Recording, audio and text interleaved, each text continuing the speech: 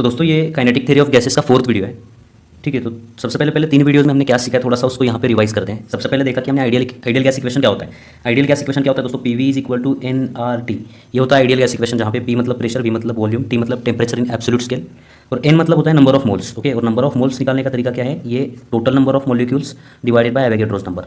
Okay, और are क्या होता है, यूनिवर्सल गैस कांस्टेंट, और यूनिवर्सल गैस कांस्टेंट की जो वैल्यू है वो प्रोडक्ट होता है एन ए और के बी का। एन ए मतलब एवोगैड्रोस नंबर और ये के बी मतलब बोल्ट्जमान कांस्टेंट का। ठीक है, तो अगर दोस्तों एन की और आर की वैल्यू आप इसमें पुट कर दो तो आपको एक और इक्वेशन मिलेगा, P V is equal to N K B T. ठीक है, ये दो वैल्यूज अगर इसमें पुट करते हो, सिंप्लीफाई करते हो, तो आपको ये इक्वेशन मिलेगा। तो आइडियल गैस इक्वेशन के तौर पर आप ये इक्वेशन भी यूज़ कर सकते हो या फिर आप ये इक्वेशन भी यूज़ कर सकते हो। ठीक है, अब लास्ट वीडियो में दोस्तों प्रेशर के लिए हमने एक इक्वेशन डिराइव किया था, माइक्रोस्कोपिक लेवल पे या मॉलिक्यूलर लेवल पे प्रेशर का क्या मतलब होता है। वो इक्वेशन क्या है, वो इक्वेशन है 1/3 N M divided by volume into V bar square. इसमें जो टर्म्स हैं वो देखिए, एन मतलब नंबर ऑफ मॉलिक्यूल्स, एम मतलब mass of each molecule, V मतलब वॉल्यूम ऑफ गैस, और ये जो वी बार होता था दोस्तों, ये वी बार होता था रूट मीन स्क्वायर वेलोसिटी। ठीक है, तो ये वी बार जो है रूट मीन स्क्वायर वेलोसिटी है, उसका स्क्वायर है इस फॉर्मूले के अंदर। तो अगर आपको एन एम वी और ये वी बार की अगर वैल्यूज दी गई है तो आप प्रेशर आराम से कैलकुलेट कर सकते हो। ठीक है, तो ये एक फॉर्मूला आपको ध्यान में रहना चाहिए।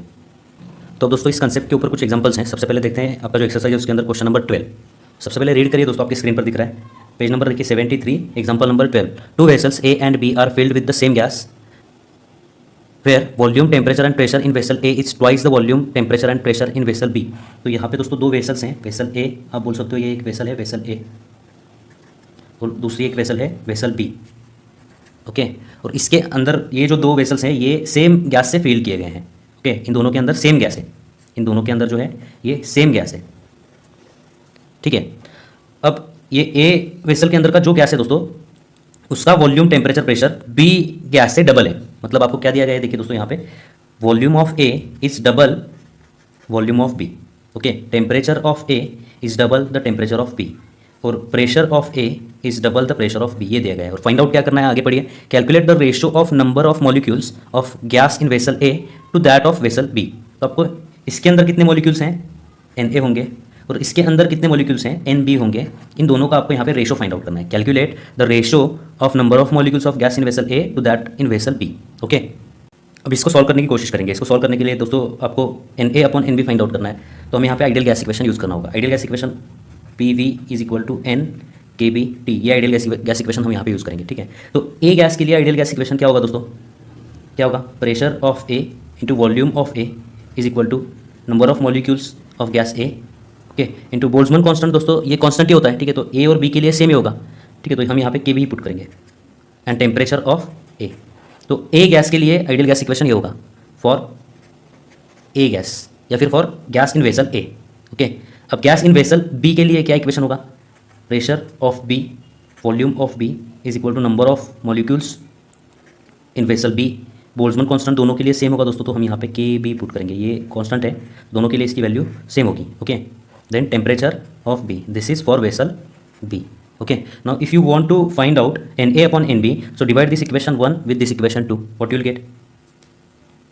So here we are dividing equation 1 with equation 2, 1 divided by 2, what you will get here, Pa Va Pa Va divided by Pb Vb is equal to Na Kb Ta Na Kb Ta divided by Nb Kb TB. okay, here KB and KB will get cancelled. Now put these values in this equation. okay, what is VA, it is double to the VB. okay, and what is PA, it is also twice PB. so here what will get, twice PB into twice VA.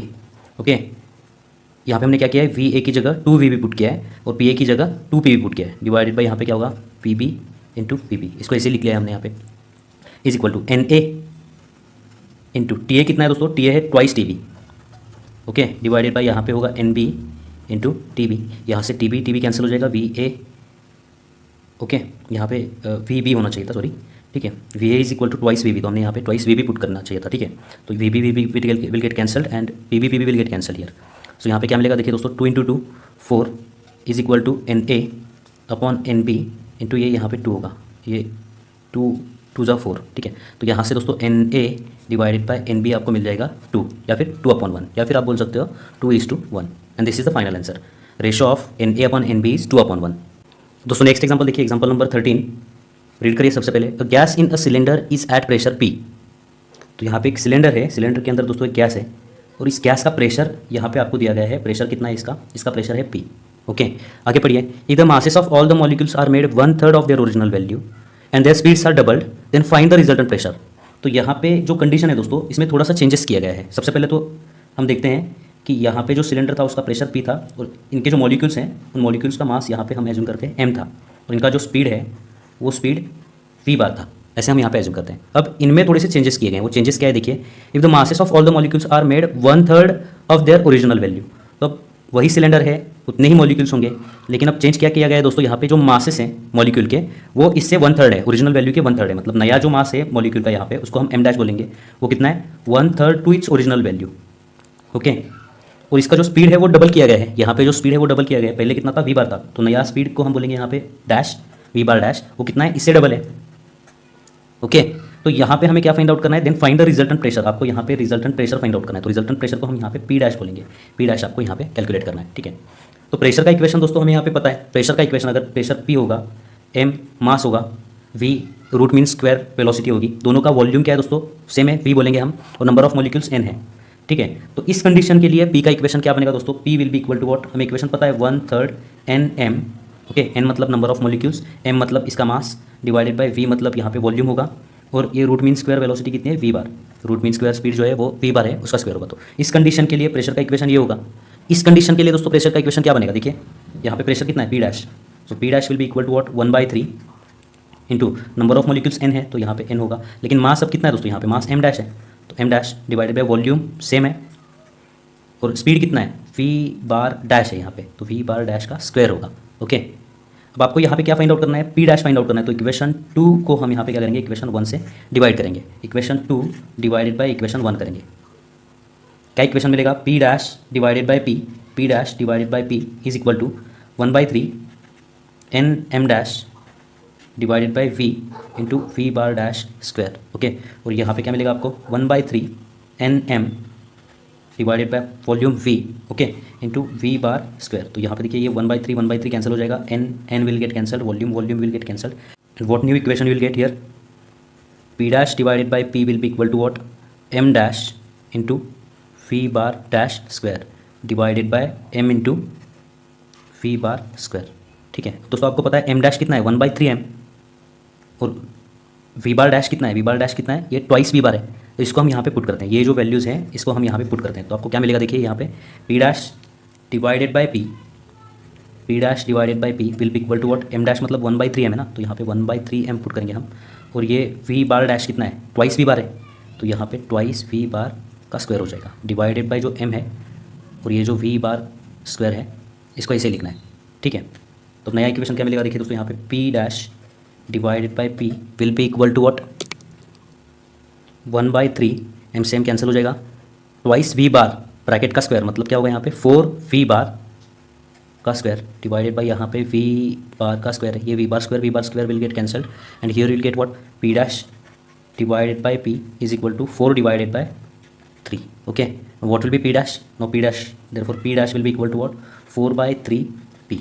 ठीक है, this is the final answer. Okay, अब बात करते हैं दोस्तों यहाँ पे root mean square velocity का फॉर्मूला क्या है। तो जैसे कि दोस्तों हमें पता है प्रेशर का इक्वेशन क्या होता है, p is equal to 1/3 nm divided by volume into v bar square. ठीक है, तो दोस्तों यहाँ से v बार मतलब रूट मीन स्क्वायर वेलोसिटी जो है उसका इक्वेशन आपको मिल सकता है।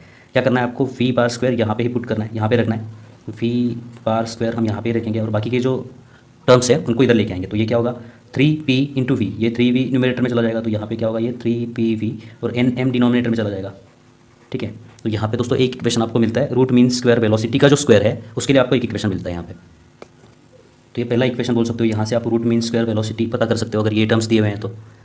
ठीक है, अगर इसमें से कुछ टर्म्स नहीं दिए गए हैं दोस्तों, तो आप यहाँ पे देखिए P V is equal to N R T, ideal gas equation आपको पता है, P V is equal to N R T, तो यहाँ पे P V is equal to N R T put करके आप और एक इक्वेशन यहाँ पे फाइंड आउट कर सकते हो। क्या होगा वो, थ्राइस पी वी की जगह हम यहाँ पे पुट करेंगे एन आर टी, तो इक्वेशन क्या मिलेगा आपको यहाँ पे 3nRT divided by nm। Okay, so ये भी दोस्तों वी बार स्क्वायर के लिए एक इक्वेशन बनेगा। ओके दोस्तों, हमें पता है n मतलब क्या, नंबर ऑफ मोल्स, और number of moles find out करने का तरीका क्या है, ये n डिवाइडेड बाय na होता है। तो अगर ये n की value n divided by N A ये अगर आप इसमें पुट करते हो तो आपको क्या मिलेगा, देखिए 3n की जगह हम n divided by N A put करेंगे तो n यहाँ पे न्यूमरेटर में होगा और एन ए चला जाएगा डिनोमिनेटर में। ओके, सो n की जगह हमने n divided by N A put किया है। ये r जो है उसको ऐसे लिखते हैं T temperature divided by n into M, यहाँ से n विल गेट कैंसल्ड और ये एक इक्वेशन आपको मिल जाएगा रूट मीन स्क्वायर वेलोसिटी के स्क्वायर के लिए। ये इक्वेशन क्या है देखिए दोस्तों, यहाँ पे वापस लिख के देता हूँ मैं, v bar square will be equal to what 3RT divided by N A into M. Okay, तो ये इक्वेशन है दोस्तों रूट मीन स्क्वायर वेलोसिटी के स्क्वायर के लिए। तो रूट मीन स्क्वायर वेलोसिटी के लिए क्या इक्वेशन बनेगा, आपको दोनों साइड का स्क्वायर रूट लेना पड़ेगा। ठीक है, अगर आप इसका स्क्वायर रूट लोगे तो आपको रूट मीन स्क्वायर वेलोसिटी मिलेगी यहाँ पे, और यहाँ पे इसका रूट लेना पड़ेगा। रूट क्या होगा 3RT divided by N A into M. Okay दोस्तों, m इंटू एन ए जो होता है ये प्रोडक्ट कहलाता है m into N A, mass of each molecule into Avogadro's number. इसको बोलते हैं दोस्तों मोलर मास। ओके, और मोलर मास जो होता है ये मॉलिक्यूलर वेट जितना होता है उसकी जो क्वांटिटी होती है वो सेम होती है। ओके, मोलर मास की जो क्वांटिटी होती है दोस्तों, मोलर मास और मॉलिक्यूलर वेट, ये इसकी जो क्वांटिटी होती है, इसकी जो मैग्नीट्यूड होती है ये सेम होती है, इनका जो नंबर होता है वो सेम होता है। तो इसको आप मॉलिक्यूलर वेट भी बोल सकते हो। ठीक है, एम नॉट को यहाँ पे। ठीक है, so V bar will be equal to what root 3RT divided by M nought. M nought मतलब क्या, मोलर मास होता है, लेकिन उसकी जो वैल्यू होती है वो मॉलिक्यूलर वेट जितनी होती है। इन दोनों का यूनिट अलग है लेकिन नंबर एक ही होगा। ठीक है, तो ये इक्वेशन आप root mean square velocity calculate करने के लिए यूज़ कर सकते हो। तो आपको ये कुछ इक्वेशंस याद रखने हैं। एक ये इक्वेशन अगर आपके याद में है दोस्तों तो आप ये इक्वेशंस तैयार कर सकते हो। ठीक है, इसमें कोई बड़ी बात नहीं है। Okay, so this is the equation number 2 you have to remember.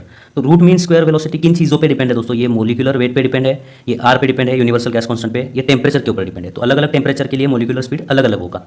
Okay, तो यहाँ पे आपके टेक्स्ट बुक के अंदर नाइट्रोजन के लिए, नाइट्रोजन गैस के लिए देखिए, नाइट्रोजन गैस के लिए एट 300 केल्विन इस टेम्परेचर के लिए मॉलिक्यूलर स्पीड कैलकुलेट किया गया है। वो कितना है 570 मीटर पर सेकेंड, मतलब 300 केल्विन टेम्परेचर पे नाइट्रोजन गैस के जो मॉलिक्यूल्स हैं उनकी रूट मीन स्क्वायर वेलोसिटी इतनी होगी 570 मीटर पर सेकेंड। अगर आपको ये टर्म्स पता है तो आप रूट मीन स्क्वायर स्पीड किसी भी गैस के मॉलिक्यूल का फाइंड आउट कर सकते हो। ठीक है, और दूसरा यहाँ पे दिया गया है देखिए ऑक्सीजन गैस के लिए, ऑक्सीजन गैस के लिए एट टेम्परेचर 300 केल्विन ऑक्सीजन के जो मॉलिक्यूल्स हैं वो 483 मीटर पर second root mean square velocity से मूव कर रहे होंगे। ओके, तो एग्जांपल सॉल्व करते हो दोस्तों, एक इक्वेशन ये याद रखिए। ठीक है, इस इक्वेशन को हम यूज़ करेंगे।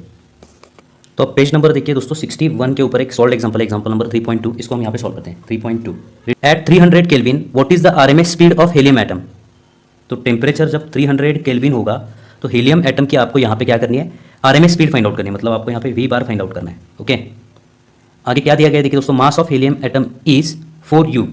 मास कितना है दोस्तों 4U। यू क्या मतलब क्या होता है दोस्तों, ये होता है डाल्टन, या फिर आप बोल सकते हो unified atomic mass unit. Okay, तो ये 4 डाल्टन बोल सकते हो या फिर 4 unified atomic mass unit. Okay, और 1 डाल्टन की वैल्यू कितनी है 1.30 सॉरी यहाँ पे देखिए 1.66 इंटू 10⁻⁻27 kg। 1 डाल्टन की वैल्यू इतनी है तो 4 डाल्टन की वैल्यू कितनी होगी 4 इंटू 1.66 इंटू 10⁻⁻27 kg। तो मास ऑफ हीलियम एटम आपको दिया गया है। बोल्ट्जमान कांस्टेंट की वैल्यू आपको दी गई है दोस्तों, बोल्ट्जमान कांस्टेंट की वैल्यू कितनी है 1.38 इंटू 10⁻23 जूल पर केल्विन। ओके, अब आपको फाइंड आउट क्या करना है दोस्तों, यहाँ पे वी बार फाइंड आउट करना है। तो वी बार के लिए इक्वेशन क्या है, सबसे पहले तो मैंने आपको यहाँ पे एक इक्वेशन ध्यान में रखने को बोला था, वो क्या है देखिए दोस्तों 3PV divided by NM is equal to V bar square. ठीक है, ओके, ये इक्वेशन हमें कहाँ से मिला है, ये इक्वेशन हमें मिला है प्रेशर के इक्वेशन से। प्रेशर का इक्वेशन क्या था 1/3NM okay divided by volume into V bar square. तो वी बार स्क्वायर के लिए ये टर्म्स इधर आने पर हमें ये इक्वेशन मिल जाएगा। ओके, दोस्तों हमें पता है देखिए बोल्ट्जमान कांस्टेंट की वैल्यू दी गई है, मास की वैल्यू पता है आपको। ओके, टेम्परेचर दिया गया है तो PV इज इक्वल टू आपको पता है NKBT होता था। ठीक है, ये भी एक आइडियल गैस इक्वेशन होता था। ठीक है, तो इसको जो है PV is equal to NKBT इसको हम यहाँ पे पुट करेंगे तो हमें क्या इक्वेशन मिलेगा देखिए thrice NKBT divided by N into M। So यहाँ से N will get cancelled and will get the value for root mean square velocity, इसका स्क्वायर होगा यहाँ पे। तो यहाँ पे सिंपली आपको वैल्यूज पुट करनी है दोस्तों। देखिए 3 इंटू टेम्परेचर कितना है 300 केल्विन इंटू बोल्ट्जमान कांस्टेंट की वैल्यू कितनी है 1.38 इंटू 10⁻⁻23 डिवाइडेड बाय मास कितना है 4 इंटू 1.66 इंटू 10⁻⁻27। इसका आपको लेना है स्क्वायर रूट। सबसे पहले तो इसकी वैल्यू फाइंड आउट कीजिए तो आपको मिलेगा वी बार स्क्वायर, और वी बार फाइंड आउट करने के लिए उसका स्क्वायर रूट लेना होगा आपको। तो लॉग टेबल से इसको सॉल्व करना होगा। लॉग टेबल से इसको कैसे सॉल्व करते हैं दोस्तों, यूनिट्स एंड मेजरमेंट, ये जो चैप्टर नंबर 11 का मैंने सिखाया है। ओके, प्लेलिस्ट में जाकर देखिए, इसमें वीडियो नंबर 4 देखना है आपको, वीडियो नंबर 4। उसमें मैंने लॉग टेबल को कैसे यूज़ करते हैं कैलकुलेशन के लिए, वो पूरा एक्सप्लेन किया है। उसको अगर आप देखोगे तो आपको ये कैलकुलेशन आसान लगेगा। ठीक है, तो इसको अगर आप सॉल्व करते हो तो आपको कुछ ऐसा आंसर मिलेगा 187.05 इंटू 10⁻⁴। तो ये इक्वेशन आपको मिल चुका है दोस्तों यहाँ पे वी बार स्क्वायर के लिए। ठीक है, तो वी बार फाइंड आउट करने के लिए आपको क्या करना होगा, वी बार फाइंड आउट करने के लिए आपको इसका स्क्वायर रूट लेना होगा। सो 187.05 इंटू 10⁻⁴ इसका स्क्वायर रूट लेना होगा। सो 187.05 इसका स्क्वायर रूट लेना होगा। इसका स्क्वायर रूट कुछ तो मिलेगा आपको, और 10⁻⁴ का स्क्वायर रूट, 10⁻⁴ का स्क्वायर रूट कितना होता है 10⁻²।